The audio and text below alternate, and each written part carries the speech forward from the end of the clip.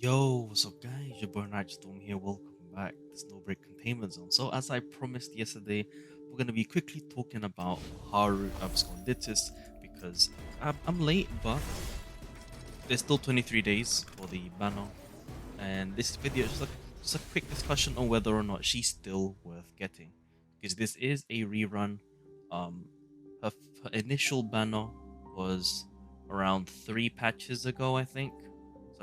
So if you go back, um, no, 2 patches ago. So if you go back 2 patches, she will be the main banner.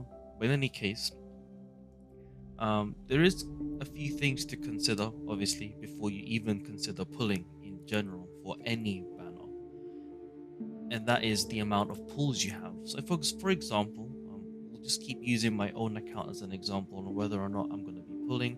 So, first of all, as you can see, I've got 41 tickets here. I've only got 8.4k.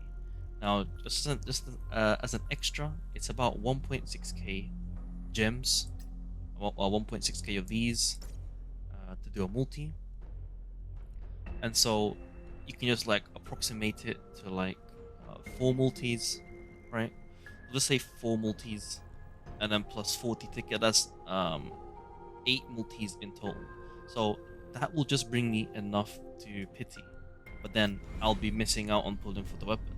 So just by the number of pulls that I have, it's a definite no.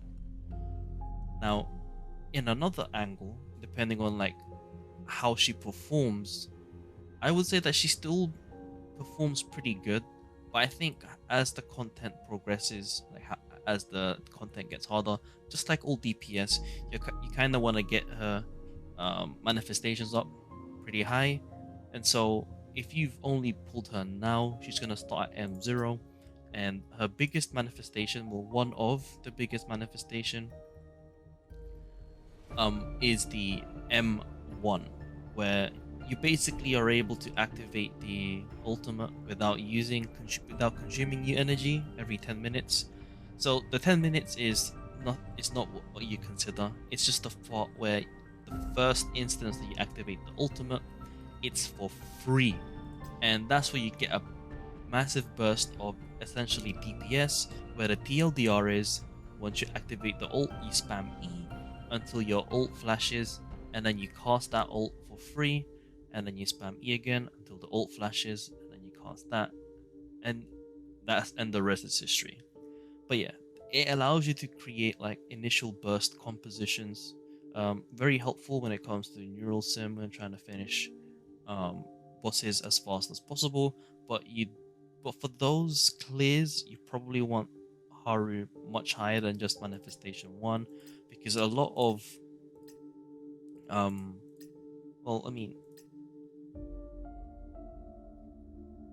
yeah, so she does technically not gain that much, but I'd say M2 at least for the DPS, but overall she doesn't really gain that much, which is pretty nice when it comes to her overall kit. It's just that when you're playing in normal stages, you're gonna have to use the pistol to shoot a few times just to get the charges back to cast the standard skill. So overall, you can take a look at my previous Haru video, because that video basically still stands in terms of like my thoughts on her. I'd say that she's still definitely good. I'd say if I had her, she would have been useful in the test event. When you're trying to do the tower defense, Haru's definitely good against multiple enemies when it comes to that, provided she deals a lot of damage to defeat said enemies with not too many of the standard skill charges. So there is that. She is good for AoE stuff. So overall, just to make this video quick, overall she is worth getting with a bit of discrepancy, and that is based on the number of pulls you have. Mainly because you never know what's next. Um it is what it is. That's how it works. When pulling for reruns, you have to consider the future as well as the current, because you're pulling for a banner that has already released. It's just one of those things. But she is still good, right? Now, Now for basically the second half of the video. I've already said my thoughts on her, that she is good. Now we'll use my own account as an example whether or not I should pull for her. So disregard the pulls here. Obviously she's not worth getting with the amount of pulls I have, but let's say that I do, right?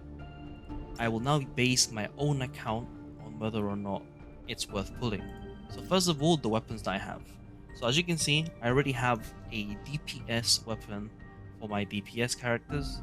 So Life Wild Hunt, Yao Winter Solstice, and Cartier Blue Bolt, and you know the extra Horn of the Orca from Meridian Swift.